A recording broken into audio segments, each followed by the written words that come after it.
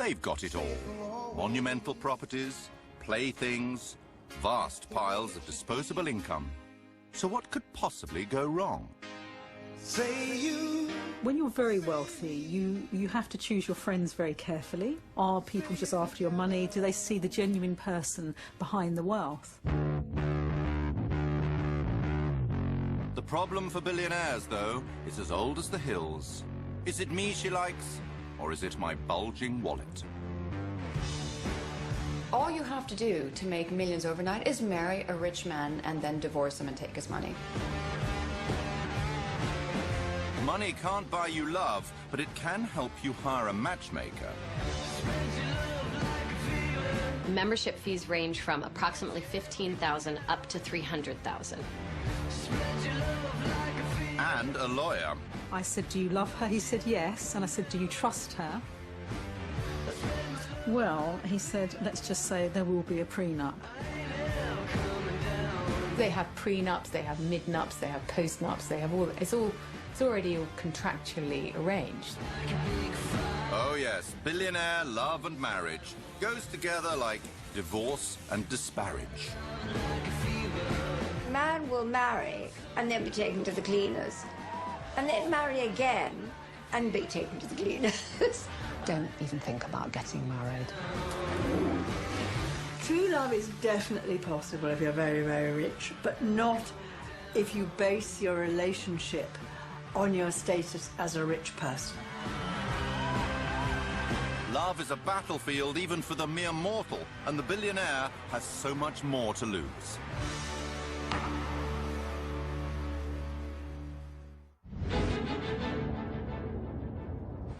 London is billionaire central. 105 of them call the UK home. They can buy anything they want, but the one thing they want for free can have a very high price tag. That is to love and be loved. Choosing a partner is the riskiest investment they will ever make, because the city streets are paved with gold diggers. If you have something that other people want, you will create an atmosphere of envy. And that's what they live with. Who's real, who isn't. It's a nightmare because they can never really trust anybody. They're always feeling that they might be exploited by gold diggers or people who don't think they're gold diggers but actually turn out to be gold diggers in the end. 89% of those with a net worth of over £100 million are men, so the odds of success favour female gold diggers. Most of the overnight millionaires in the UK are women who married rich men, and within 5 years, walked away with 50 million. Men being men, they are attracted to a good-looking girl. For them, it's equivalent to a woman having a particular designer luxury handbag. Their major accessory is what they have on their arm. Following a few top tips can make becoming a rich man's arm candy a piece of cake. You do have to look good, but less is more. And to look elegant is more important than to just show it or, have everything on display. If you want to nab, a male super rich man, the first thing you do is you have to hook him on sex. And when a man is absolutely deliriously, sexually high, he's unlikely to ask for any sort of financial arrangement, because it might put you off sex immediately. You do need to have a certain amount of intelligence, so you do need to read the newspapers or keep up. But at the same time, don't keep giving your opinion. Always be a good listener, because if you're a good listener and always agree to everything, well, you get on a lot better with men, I find. Rather than having a two-way dialogue, conversation, flirting, thinking how they can make the other person feel good, they're often only able to talk about themselves. There's one way the super-rich man can guarantee a beautiful woman will hang on his every word. Reward her. There are plenty of websites designed to help. You can have all the money in the world, but if you don't have anyone to share it with, what's the use? And you use seeking arrangement for the billionaires. All they've got to do is click a couple of buttons and voila, you've got your ideal woman. Seeking Arrangement is one website that offers to bring together 700,000 sugar daddies and 2.6 million sugar babies. A sugar daddy is usually an older man who works as a CEO, executive, clearly has additional income to spend on a relationship. And a sugar baby is usually a young, ambitious woman who is looking for financial assistance or nice gifts from a man to kind of advance herself, to afford herself the same lifestyle that he has. The guys on the site are very worldly, you know, they've travelled. You don't get the riff-raff of society. I don't think I'm asking for too much. 100,000 minimum. I'm fed up with the scrounging men and the layabouts and the guys that are really not ambitious. Former sugar baby Helen Croydon used Seeking Arrangement for 3 years. There's a tacit agreement here that it is the girl who's going to slot into the man's busy life. They can say things such as, you know, I only want to see you during the weekends. Which I think is a very honest way of saying, I haven't got the time or the emotional capacity to invest in a full-time conventional sort of relationship. A lot of the guys will offer you know, luxury gifts, so perfume or designer handbags, could be shopping trips, help with your rent as well. The nicest gift I received has to be this Cartier diamond ring. But presents from super rich men can shift to cold cash. I remember there was one man, and he'd always insist on buying me something fabulous, and I didn't really need anything more, and I'd always go and take it back and then just keep the money. And I think he eventually realized I did this, and he said, oh God, why didn't you say? I'll just give you the money. The form of financial assistance usually comes in a monthly allowance, and the average monthly allowance is about £3,000. One day I did accept cash, and it was, you know, 2 years actually of me questioning the morals of that and thinking, oh my gosh, girls like me don't do this. The media has been quick to judge these relationships and say that, oh, well, all these billionaires are just paying for high-class prostitutes. For an escort, you pay them to leave. For a sugar baby, you're paying them to stay. But are sugar babies just expensive arm candy, or is there more involved in keeping a rich man sweet?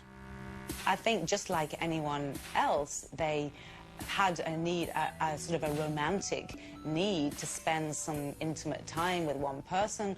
Sex is part of that. It's not about having sex with somebody and getting paid for it. It's about providing a certain relationship and having the chance to share their wealth.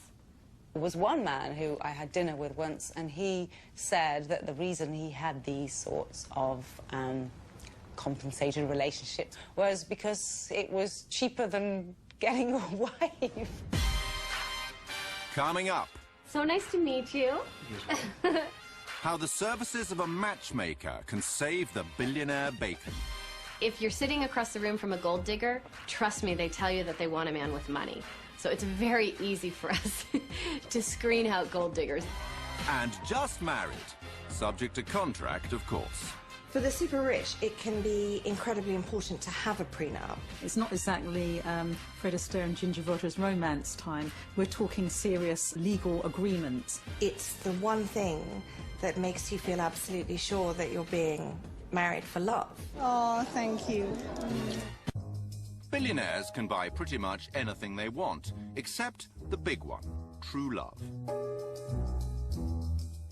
Yes, gold diggers and sugar babies flock to date them, expecting their gifts and hoping to marry them, perhaps. But real love is elusive. It's no wonder that some billionaires are prepared to spend hundreds of thousands of pounds on the services of matchmakers to keep ne'er-do-wells at arm's length. If you're sitting across the room from a gold digger, trust me, they tell you that they want a man with money. So it's very easy for us to screen out gold diggers.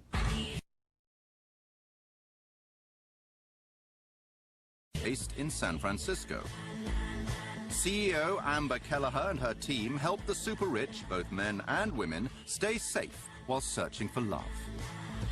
They can't go online because once you put who you really are, you can be searched immediately. You can go onto Google, you can find out someone's income.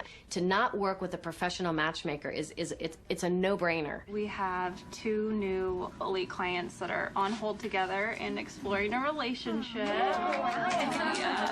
So the billion-dollar question, how much does it cost to keep gold diggers at bay? The membership fees range from approximately $15,000 up to $300,000. It depends on how many offices you want working for you, how many countries you want.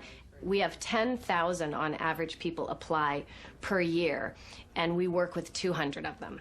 We have a phenomenal woman that's come on board. She was referred by one of our most important relationships. Amber's small, carefully selected client base has equal numbers of men and women. But although women make up just 10% of the global super rich, they represent 80% of those applying to be taken on by Amber. That could be very shocking maybe for people to hear. You think, my goodness, don't you work for all the wealthy men? We would if they were smart enough to call us.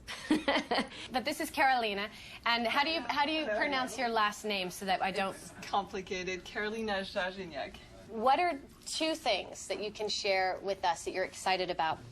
Carolina is a former professional tennis player who started a couple of businesses and then invested very wisely. Sometimes I'm wondering if the men that I'm dating are more interested in, you know, what I'm worth or some of the contacts that I may have. You know, there's always that wonder if they're interested in you for the right reasons. It may be deemed socially acceptable for a super-rich man to marry a beautiful, younger and poorer woman, but it's not for a super-rich woman to do the same. So, the pool of potential partners is significantly reduced. Is it that we know the gentleman first that appeals to you, or just the fact that maybe you're no longer in charge of your dating life and we're taking over? Nice meeting you. Nice to meet you too. Carolina is joining an elite matchmaking club. But there's another section that's even more exclusive. Well, we have what's called the CEO Club, and just 10 people per year are able to become part of this elite group. And they pay $150,000 to be part of the group, and then there's a success fee that matches that.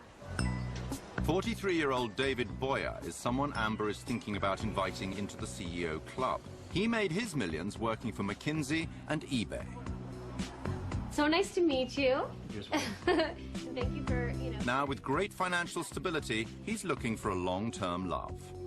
Well, clearly I'm looking for somebody who's fun and funny and attractive and intelligent, and who, when I talk to them, actually they get a sparkle in their eye. It's the best friend that I'm looking for. The Wingtip, an exclusive social club with a boutique attached, is just one place Amber takes her top clients. Hi, David. Good to see you. This is Louise. Well, if you're an elite client and you join the CEO Club, where I personally work with you, I'll be at the TED conference, I will be at Sundance, I will be having private events on Necker Island. I am always looking for that special someone that could be a perfect match for my client. And the client determines what the level of success is. It's not just necessarily about that marriage certificate. Happily ever after for the prudent billionaire means riding off into the sunset with the one. But first, making sure the paperwork's in place before any pealing of wedding bells. All you have to do to make millions overnight is marry a rich man and then divorce him and take his money. I think the advice that I would give to somebody who is spectacularly wealthy, who's living here, is don't even think about getting married. Formidable divorce lawyer Raymond Tooth, known as Jaws, fights for the wives of the rich and famous. I say this, and I hope I don't get any hate mail. The fact is that the best career for a woman is to marry a wealthy man without a prenup. I mean, there was a famous case where a man was worth about 20-odd million. Marriage lasted 3 years, no children. She came into it with nothing and they ended up with 5 million quid. 5 million quid tax-free. Billionaires who want to avoid being the get-rich-quick scheme for a prospective wife or husband need a prenuptial contract, a legal agreement that determines how the wealth will be divided if the marriage goes to pot. They're also handy for preventing arguments about which partner gets to keep tricky woo, and in one case even dictated the final destination of a taxidermied horse. For the super rich, it can be incredibly important to have a prenup because it's the one thing that makes you feel absolutely sure that you're being married for love. Aisha Vardag is a top lawyer known as the diva of divorce. That's in the chronology. It's been served on them, everything about the couple, so they know that it was all after their separation. In 2010, she won a landmark case that strengthened UK prenups and brought them in line with Europe and the rest of the world. So, as she marries for the second time, she's practicing what she preaches. The happy couple have already gifted themselves a prenup. We both wanted to organise our affairs so that in the event that we parted, what we had built up beforehand was safeguarded for our children from our previous lives. Like all blushing brides and grooms, their wedding day is a celebration of pure and undiminishable love. And there's a lawyer's flourish, too. To be really, really sure their prenup is watertight, they are signing it post-nup in front of all their guests. There are lots of things that people don't want to talk about money, they don't want to talk about problems, they want to sweep lots of things under the carpet. Having gone through and dealt with all of that, we felt made our marriage much stronger. Oh, thank you. So that was why we had the post-nup then and there, along with the cake, really to celebrate the fact that our marriage was very much a partnership of equals. But when it's not a marriage of equals, prenups can have a nasty habit of accelerating divorce. If you start analysing what is going to happen when your marriage breaks down, you kind of almost inject into your marriage a kind of death wish. I had a client recently, he's met a younger woman, he's been divorced. I said, do you love her? He said, yes. And I said, do you trust her? Well, he said, let's just say there will be a prenup. So you have all the lawyers come in already before you've even started the relationship, dividing out who would have what, and you're only getting this. So, you know, if you do this, if you're unfaithful, you're not going to get this. You know, it is all mapped out before, and I just think that there goes the romance out the window. In the billionaire world, hanging on to your riches often means jettisoning the chance of romance. Not for American comic Roseanne Barr. She was so in love with Tom Arnold before their 1990 wedding that she fired her attorney for suggesting she sign a prenup. When the couple divorced 4 years later, Arnold left with $50 million. But if love doesn't last forever, neither, it seems, do prenups. General Electric's CEO Jack Welch's prenup had a sunset clause, which meant that after 10 years the prenup was invalid. As soon as this clause came into effect, his wife Jane took off with $150 million. But most of the time, with a prenup in hand, the billionaire is reasonably safe to put a ring on his fiancée's finger without chancing his arm. Coming up, the breathtaking weddings of the super rich. There was a wedding recently where the total dress bill was £16 million. A few weeks ago, we did a wedding where, for 50 guests, the bride wanted 13 wedding cakes. And the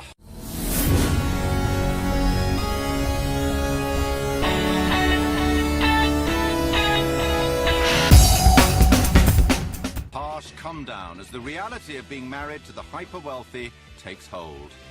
What I usually see is that nobody is good enough. Things are not perfect enough. And the amount of unfaithfulness, not just by men but by women, is extraordinary. If a billionaire believes they finally found a trustworthy mate, it's time to show off their success with an extremely extravagant wedding. But impressing your billionaire peers can be hard work. We have brides now wanting to get married at the top of a volcano and actually flying their guests up there, or getting married on a glacier and actually getting their guests transported by private jet to glaciers. There's almost this one-upmanship that's going on. There's pretty much nowhere left where somebody hasn't got married. I've heard of a bride recently, they literally hired the whole of Versailles for the weekend. The Vatican, all the famous museums, the top of mountains, you know, everywhere's been done. Bride magazine recommends couples put aside 1 year for their wedding preparations. Time to safely complete 44 key tasks. For the super rich, there is almost no end to the demands. One wedding that I heard of recently, which I thought was absolutely phenomenal, was they actually installed a perspex layer into a lake so all the guests could actually walk on water. We might get a request for something slightly different, like an entire orchestra, for example, or a ballet, for example, which has happened on 2 or 3 occasions. You have everything from elephants to flamingos to penguins, and I've heard of a wedding recently where they literally dressed up a troop of horses as unicorns. Sometimes it's about holding people back. And, you know, it's not appropriate to arrive on an elephant in the middle of London. Wedding bells, wedding bells. The biggest show of all is the wedding dress. There was a wedding recently where the bride herself and all her bridesmaids all Vera Wang bespoke, and the total dress bill was £16 million. As the average price of a London home is £500,000, these dresses would buy 32 addresses in the capital. The super rich certainly have their cake and eat it. I think one of the most incredible cakes I've ever made was an 18-tier cake. The cake ended up being about 8 foot tall. It had about 10,000 sugar flowers on it. So, and that involved 6 people working constantly on that cake for a month. The most expensive cake we have ever commissioned cost us nearly £46,000. Mainly to do with the fact that we flew the cake maker and her kitchen to another part of the world. We've certainly used edible 24-karat gold a number of times on our cakes. It really doesn't taste of anything. And it's just very decadent. I think it's the sheer opulence of it, the fact that you can eat gold. So, cakes are worth their weight in gold, but they're cheap compared to the cost of hiring a platinum-selling superstar. Enrique Iglesias, for example, we were asked to get him on a Monday for a wedding on a Friday. I heard recently that Michael Bublé played at a wedding for £1 million. The demand for these performers has gone up. Their price has gone up, so it's now stratospheric money. And then when they turn up, they're not going to do 2 hours, they're going to do 20 minutes. It's hard work being a guest at a super-rich wedding. Now there are weddings that are lasting literally 7 to 10 days, involving, you know,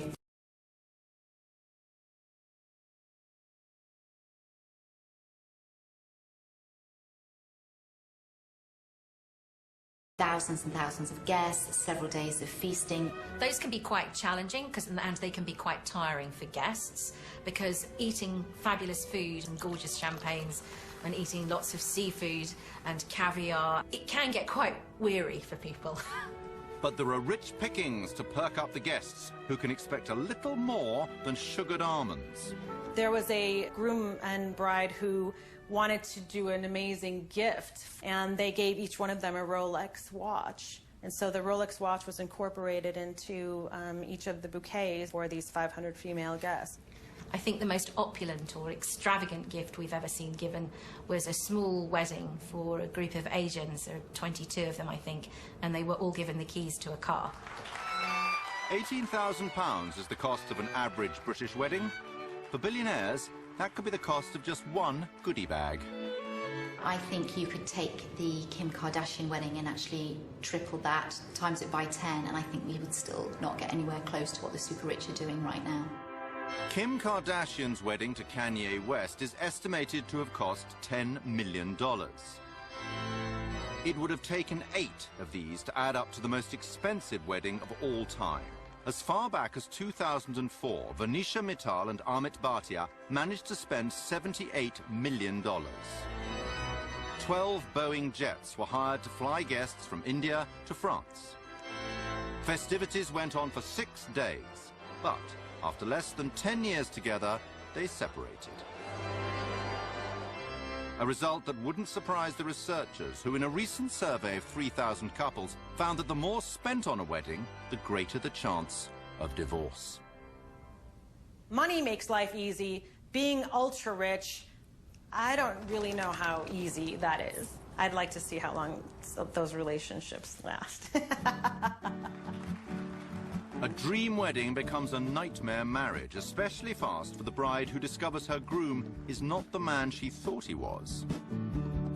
A couple were set up, and she went and Googled him. and basically saw a slew of businesses, net worth, rich list, and said, okay, great. Anyway, they were married within a couple of weeks. Anyway, it turned out that she'd Googled the wrong person, and that there was another person with exactly the same name who did exactly the same. It was a very, very common name.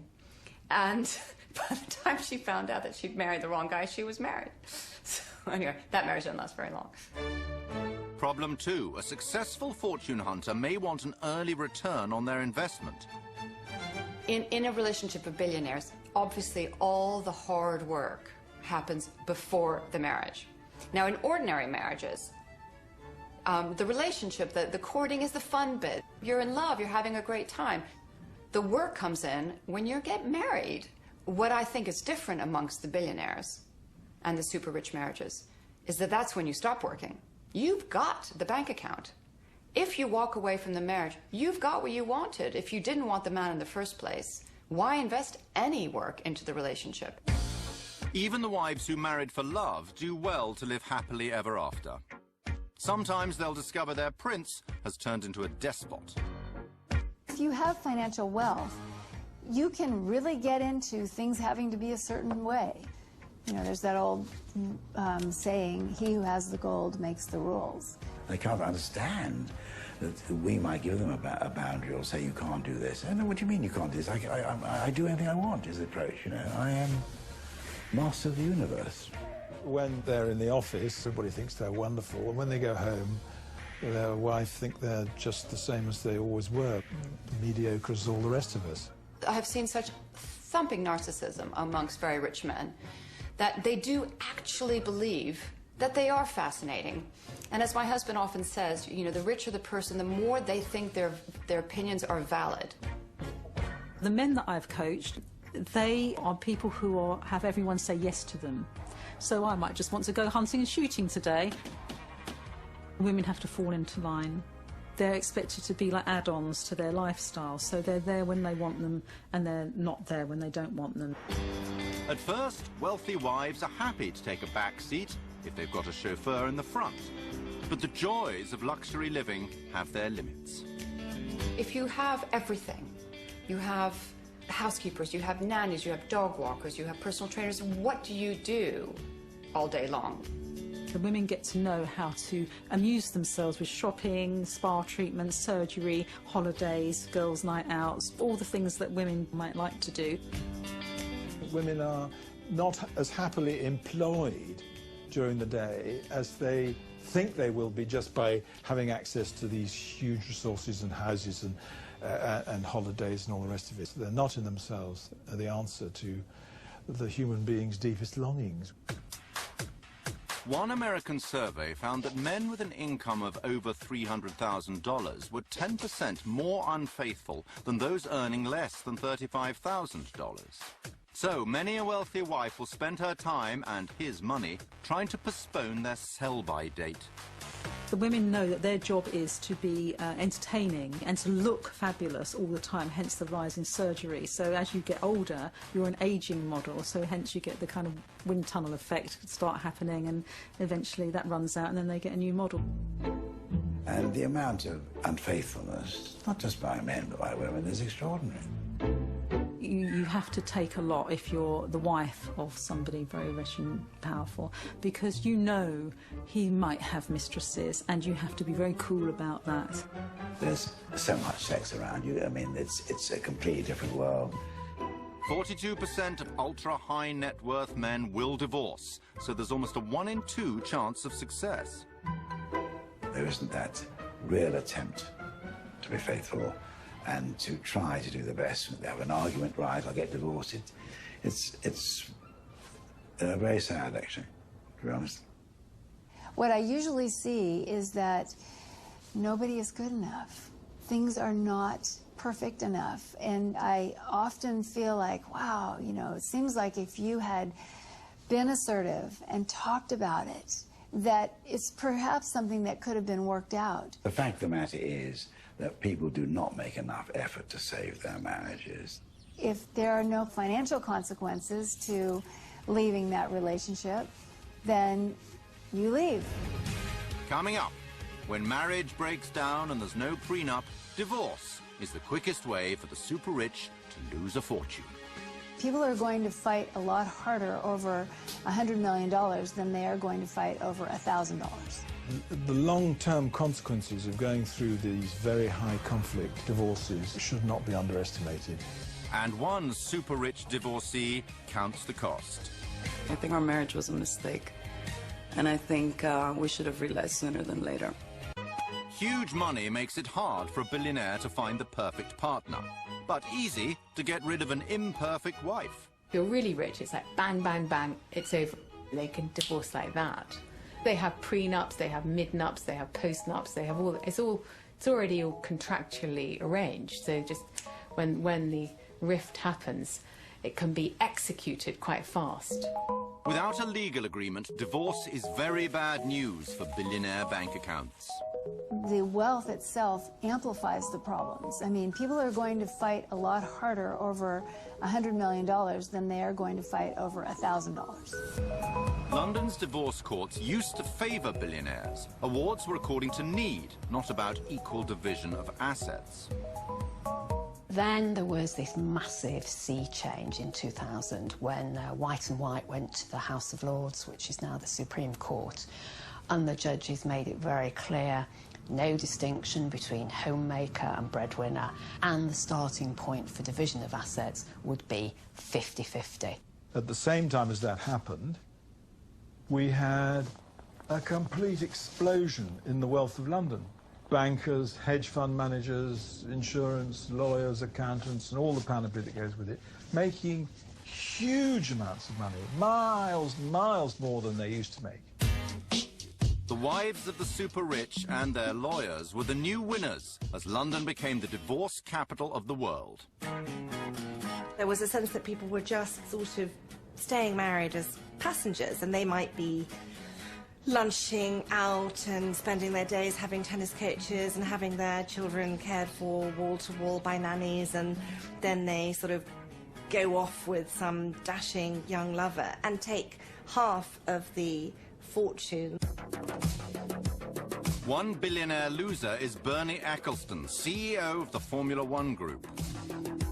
His strong views on the equality of women became clear in 2005 when he said, in relation to IndyCar racer Danica Patrick, "You know, I've got one of those wonderful ideas. Women should be dressed in white, like all the other domestic appliances." 4 years later, in 2009, the British courts valued Slavica, his wife of 23 years, rather more highly and awarded her £2.4 billion, around half of Bernie's estimated fortune. Such eye-watering awards encourage discontented wives the world over to flock to London. There are countries where if the case is heard at home, they'll get nothing. A wife will get nothing.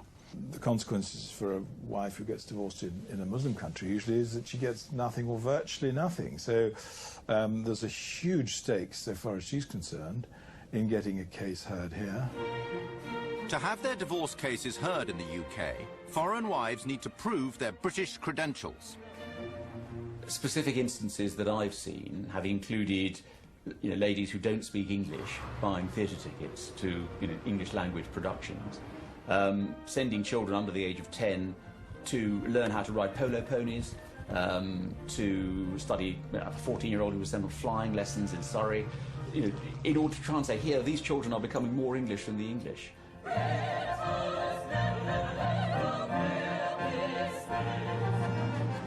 When former Malaysian beauty queen Pauline Chai was divorcing the multimillionaire chairman of Laura Ashley, she claimed that keeping more than 1,000 pairs of shoes in her Hertfordshire estate proved the UK was her permanent home. But becoming British does not always mean playing with a straight bat. I heard a great story of a friend married to a super rich Russian mogul, and their marriage was coming to an end. But she was a bit savvier about the English court system, so she went and hired every single divorce lawyer in the UK, including Fiona Shackleton and all this, and basically put them on retainer. When you put a lawyer on retainer, he is not allowed, or she is not allowed to act for the other side. So by the time her kind of fairly dim-witted husband got around to hiring a lawyer, there were none left in England. Anyway, she walked out with one of the best divorce packages I've ever seen. And super rich men have a divorce tactic of their very own. Most of the super rich become very unsuper rich when they get divorced. You will find people who were, steel industrialists are now, they become school teachers overnight.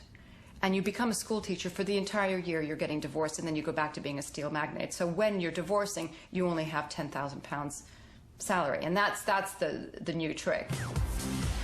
Not hiding your wealth under a bushel results in astonishing divorce payouts. The top payout of all time was in 2014. Elena Rybolovleva, wife of Russian fertilizer king Dmitry, reaped a bumper harvest of $4.8 billion, more than half of his estimated fortune of $8.8 billion. But coming up on the inside track to smash this record is a divorce payout that means oil tycoon Harold Hamm is lining up to be the billionaire with the biggest wad to lose.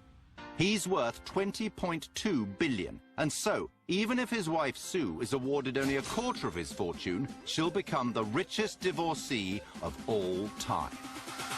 They become, on both sides, utterly obsessed with the result and winning, even if they're going to end up with a lot anyway, not getting the last few million.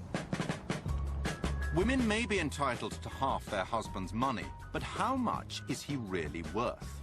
If somebody is absolutely determined to have assets all over the world in a network of companies and trusts, it's going to be very hard to find them. In July 2010, there was a court decision that made this even harder. Lisa Cengiz was born in Tehran and arrived in London when she was 13. She has always been surrounded by wealth. You know, this world is very colorful. It's very attractive. So it's very easy for a beautiful girl to want to be a part of it. In 2001, on the super-rich party circuit, she met Vivian Immerman. He was a food and drinks magnate known as the Man from Del Monte. He sold his stake in the fruit giant for £380 million in 1999. And 2 years later, he became Lisa's second husband. We were married within 8 months, so it was very quick. It was very quick. We didn't really have time to get to know each other.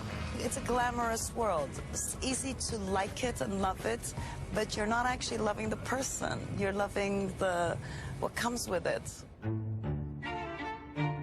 After living together in London for 7 years, the couple separated. I think our marriage was a mistake. And I think we should have realized sooner than later. There's a lot more ties between the father and his ex-family. So one day, I guess he must have woken up and thought, I want to go back home. I didn't feel like home to him. Lisa's marriage finally broke down in 2008. Her brothers became her main source of support. Mr. Immerman shared an office with the Cengiz brothers. They took the view that they would see whether they could find on his computer evidence that he had more money than he was claiming during the process of the divorce. They went about getting access to his computer improperly and downloading everything on it. Masses of documents. It wasn't one little bank account. It was everything. Lisa Cengiz's brothers were alleged by Mr. Immerman to have removed between 250,000 and 2.5 million pages of documents, which they then handed on to lawyers for use in the family proceedings. While Lisa sued for £120 million, Vivian Immerman countersued for breach of confidence. The Court of Appeal were dealing with the most spectacular example of self-help that I think it's possible to ever imagine. And they said quite simply and very boldly, no, not in our courts.